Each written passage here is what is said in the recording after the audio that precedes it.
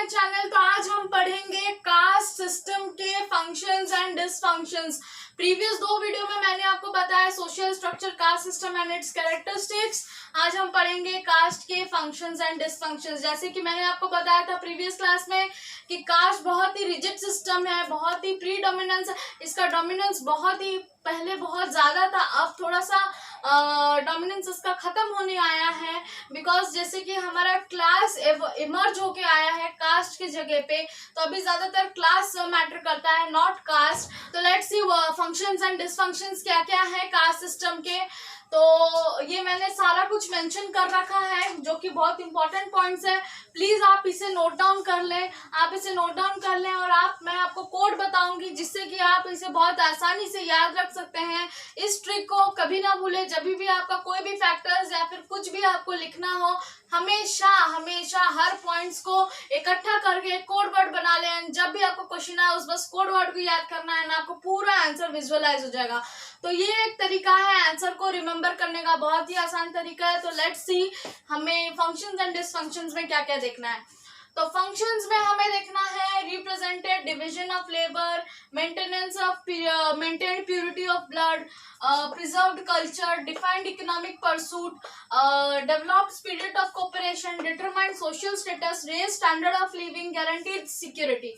तो सबसे पहला फंक्शन है हमारा रिप्रेजेंटेड डीओएल। डीओएल यानी डिवीजन ऑफ लेबर। तो रिप्रेजेंटेड डिवीजन ऑफ लेबर, तो रिप्रेजेंटेड डिवीजन ऑफ लेबर का मतलब क्या है? जैसे कि मैंने आपको बताया था हमारा 4 वर्ण है, ब्राह्मण, क्षत्रिय, वैश्य, शूद्र। तो इन 4 वर्णों के हिसाब से जो भी कार्य दिया गया है, जो भी कार्य निर्धारित किया गया है चारों वर्णों को, उस निर्धारित कार्यों को वो कभी शिफ्ट नहीं कर सकते, कभी एक कार्य से दूसरे कार्य की तरफ नहीं जा सकते। कोई भी ब्राह्मण इंसान क्षत्रिय का काम नहीं कर सकता, कोई भी क्षत्रिय ब्राह्मण का काम नहीं कर सकता। तो ये है डिवीजन ऑफ लेबर। समझ में आया? Division of represented division of labour का मतलब किसी भी होल चीज को, सोसाइटी चलाने के लिए कोई एक इंसान अपना प्रोडक्शन नहीं कर सकता, डिमांड नहीं पूरा कंजप्शन नहीं कर सकता, सप्लाई नहीं कर सकता।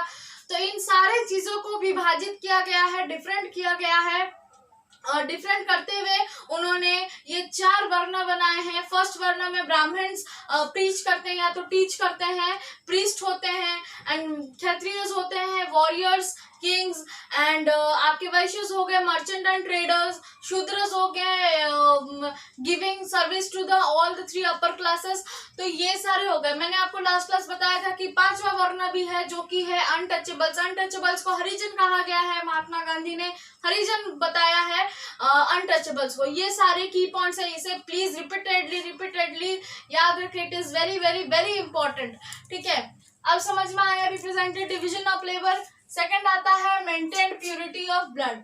मेंटेन्ड प्योरिटी ऑफ ब्लड का मतलब क्या होता है? मेंटेन्ड प्योरिटी ऑफ ब्लड मतलब you can not marry to another caste girl. Okay, suppose तुम्हारा कास्ट है Brahmin and you can not marry a girl of Kshatriya caste. ठीक है, उससे प्योरिटी ऑफ ब्लड मेंटेन नहीं रहता, बिकॉज जब प्रोक्रिएशन होगा, एक चाइल्ड का नया जन्म होगा, तो वो इम्प्योर रहेगा। According to them they are impure. ठीक है, सिर्फ ब्राह्मण ही प्योर होते हैं according to this rigid caste system, बाकी 3 वर्नर्स इम्प्योर होते हैं।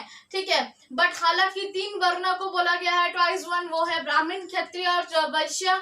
ये तीनों को ट्वाइस वन कहा गया एंड इन तीनों का ओपन एंड सेरेमनी होता है। ये सारा इन्फॉर्मेशन मैंने प्रीवियस वीडियोस में दे रखा है। आप please and please, it is a request to all of you all students to watch the previous videos and then watch this further lectures, वरना आपको कुछ भी समझ में नहीं आएगा, because all it is all linked about it. Okay, then third हमारा है प्रिजर्व्ड कल्चर।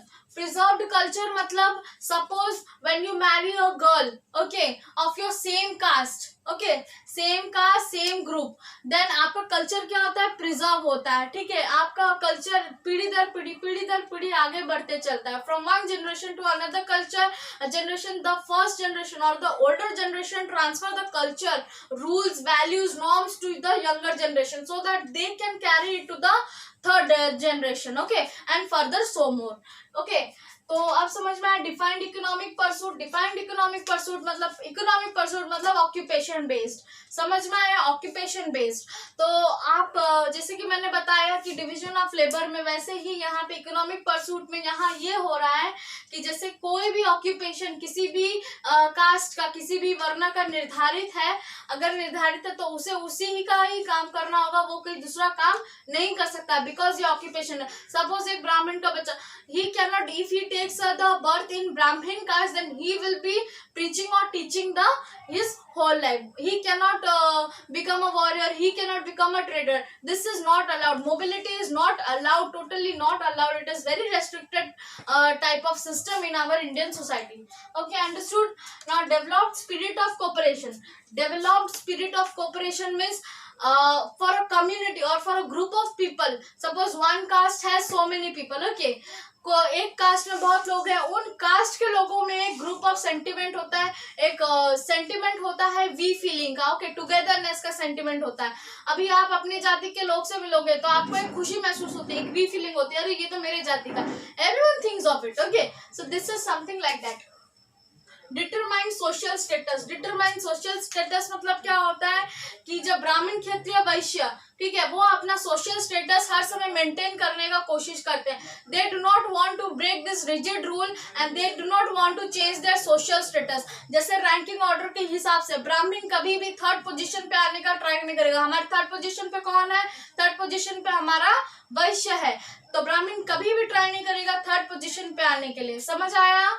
ठीक है, तो ये हमारा हो गया, he is maintaining his social status, he do not want to come down, और the third person can not, if he wants also he can not move to first position. समझ आया? तो ये हमारा खत्म हुआ determine social status.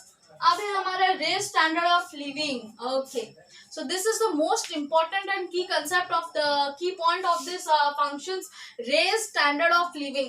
Always the higher caste will try to maintain his dignity, maintain his maintain his highness in the society. He understood? ये हो गया आपका raise standard of living, ठीक है।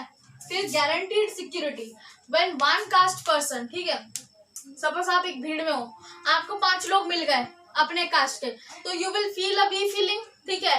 आपको लगेगा जैसे आप सोसाइटी में हो, आप नए हो, आप एक यंगर जनरेशन हो, तो अगर आपके घर में कोई ओल्डर मेंबर्स नहीं है, तो आप आस पड़ोस में भी अगर पुराने जनरेशन के कुछ लोग हैं, तो यू विल फील सिक्योर कि आपको रिचुअल्स में भी हेल्प करेंगे।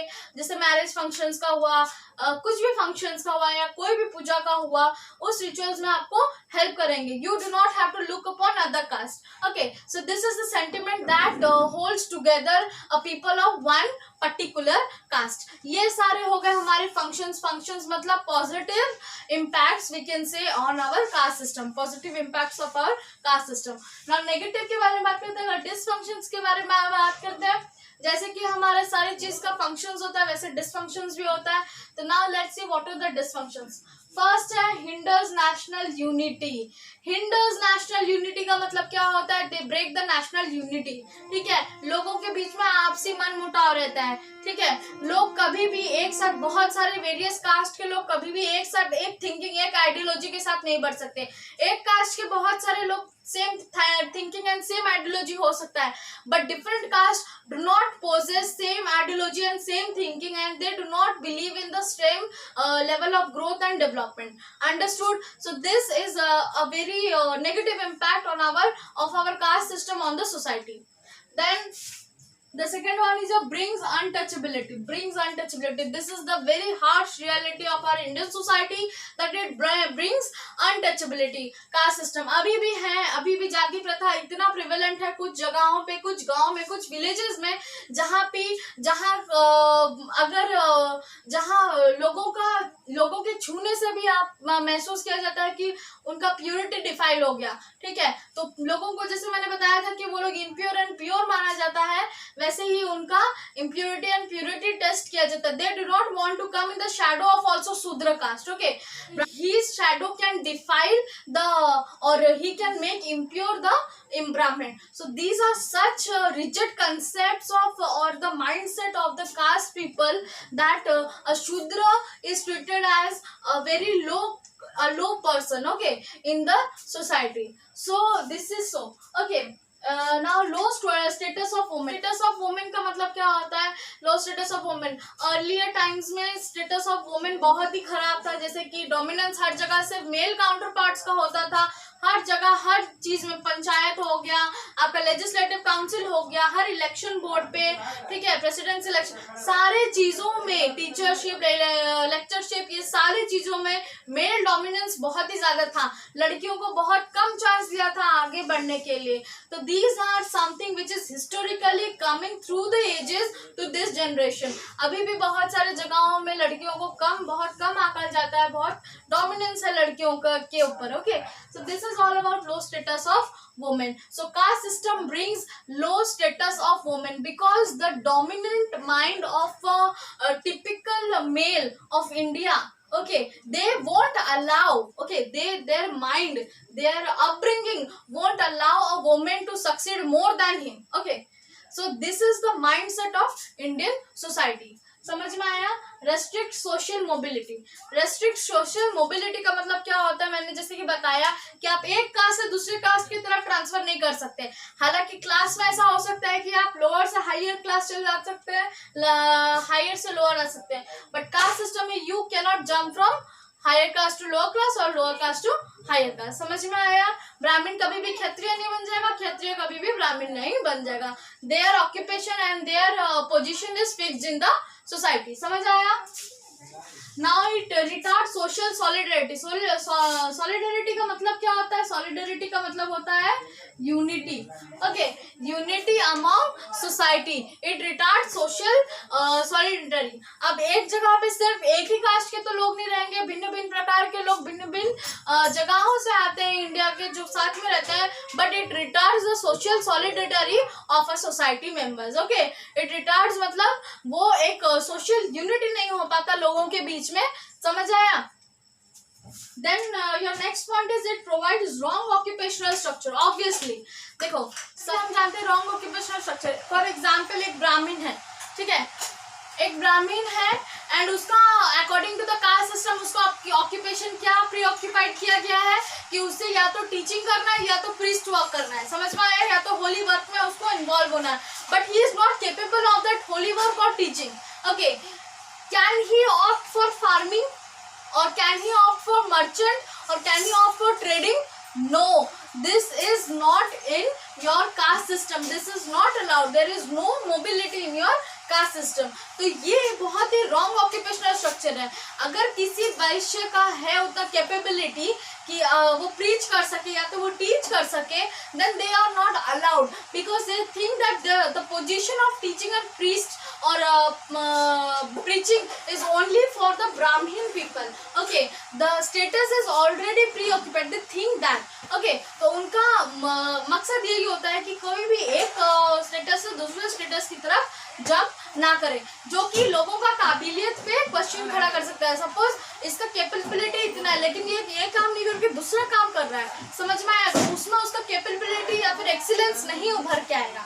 तो ये हो गया हमारा it provides wrong occupational structure. Then second last is your religious conversion.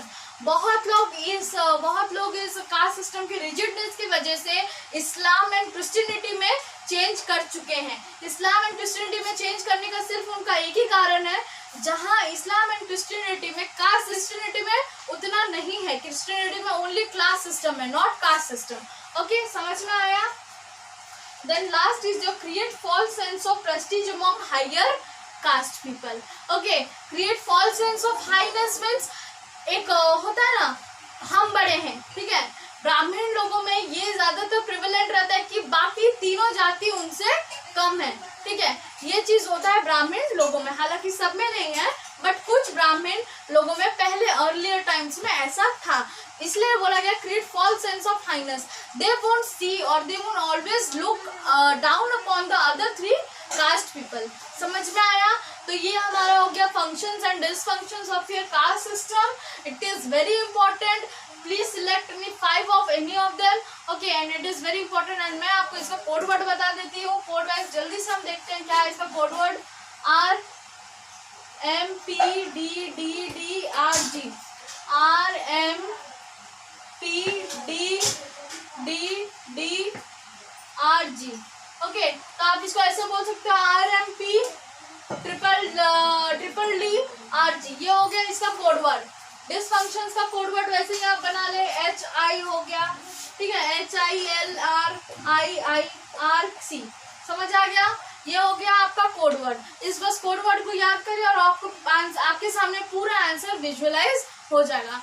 So it's all about the functions and dysfunctions, इतना ही, ठीक है।